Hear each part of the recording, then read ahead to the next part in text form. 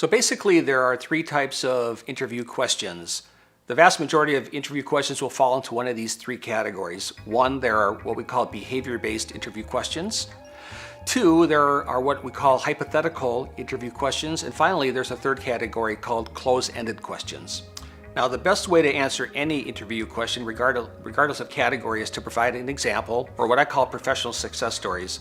And the START method is my preferred method to build professional success stories. So while we talk about these three types of interview questions, we're also going to talk about how to weave examples from your past professional success stories on how to answer these. So the first category of interview questions are called behavior-based questions. These are very common in larger companies or government agencies, but they will show up in smaller companies too.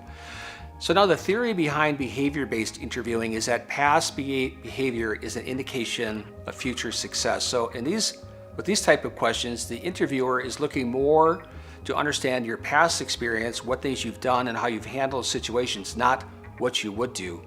These type of questions are pretty easy to identify. They're going to sound something like this.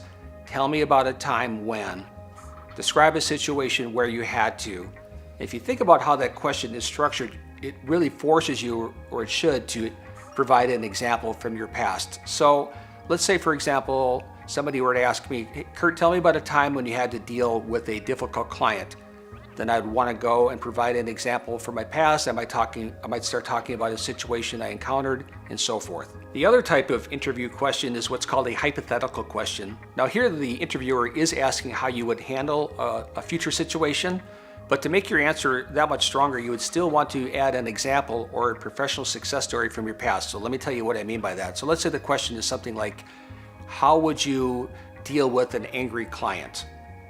So again, you want to talk about what you would do by describing the steps you would take, but to make that even a little bit stronger, you'd also want to say something like, let me provide you an example of how I've dealt with something like this in the past. And then you'd go on and provide that example, again, what I call a professional success story, of course, using the START method. Now, the third type of interview question is what I call a close-ended question.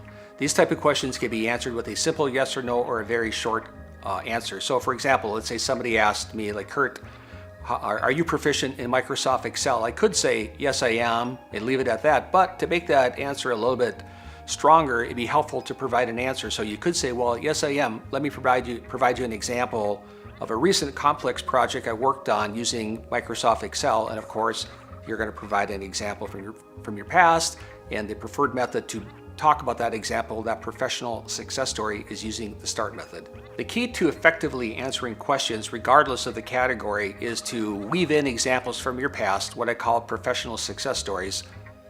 The method I teach is called the START method, which will help you build those stories and organize your thoughts. And by using that technique, regardless of the type of questions, it's going to allow you to answer the questions more effectively and make a greater impact with the listener.